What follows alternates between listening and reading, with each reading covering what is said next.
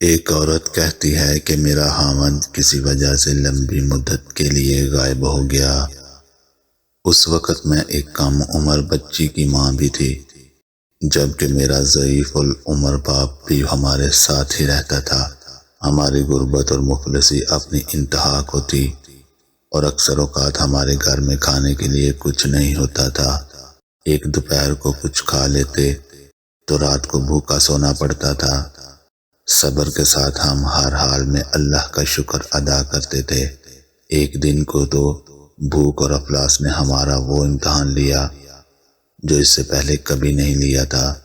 میری بیٹی کو شدید بخار ہو گیا۔ بچی کی بخار اور بھوک سے بنی حالت سے مجھے اپنی اور اپنے والد کی بھوک بھول گئی۔ ایسے بے کسی اور لاچاری تو کبھی نہ دیکھی تھی۔ بے قراری حد سے بڑی تو مجھے اللہ تبارک و تعالیٰ کا یہ قول یاد آیا گیا، بھلا کون بے قرار کی التجا قبول کرتا ہے جب وہ اس سے دعا کرتا ہے، اور کون اس کی تکلیف کو دور کرتا ہے۔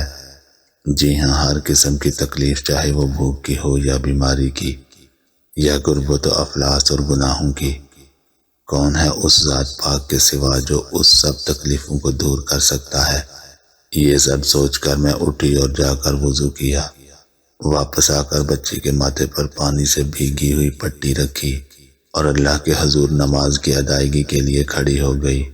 مختصر سی نماز پڑھنے کے بعد ہاتھ اٹھا کر بچی کے لیے دعا کی، اس کے ماتھے سے پٹی اتار کر دوبارہ پانی سے بھگو کر رکھی، اور ایک بار پھر نماز کے لیے کھڑی ہو گئی۔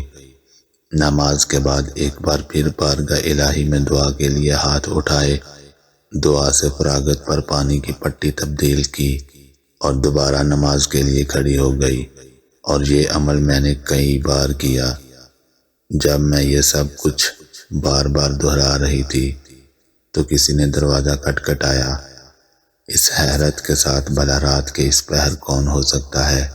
میرے والد نے پوچھا کون، اور جواب آیا کہ میں ڈاکٹر ہوں۔ میں اور میرا والد ہم دونوں ایک دوسرے کو حیرت سے دیکھ رہے تھے کہ اس کو کس نے بلایا ہے۔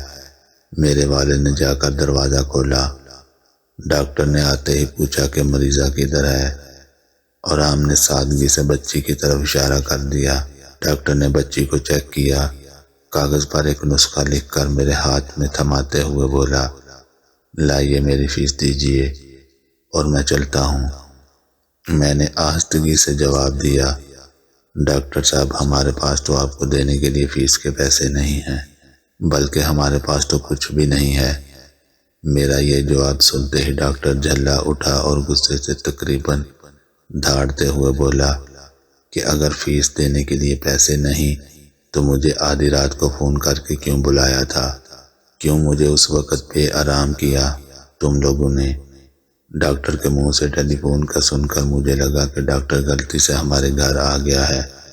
میں نے ہمت کرتے ہوئے جواب دیا، ڈاکٹر صاحب، ہم نے آپ کو فون کر کے نہیں بلایا، بلکہ ہمارے پاس تو فون ہے ہی نہیں۔ یہ سن کر ڈاکٹر نے مجھ سے پوچھا، اچھا تو کیا یہ فلاں شخص کا گھر نہیں ہے؟ میں نے کہا نہیں۔ ڈاکٹر صاحب، فلاں صاحب ہمارا ہمسایہ ہے۔ یہ سن کر ڈاکٹر تھوڑا سا خاموش ہوا اور پھر ہمارے گھر سے نکل کر ہمارے ہمسائے کے گھر چلا گیا، اور ہم خجالت اور شرمندگی سے خاموش بیٹھے رہے۔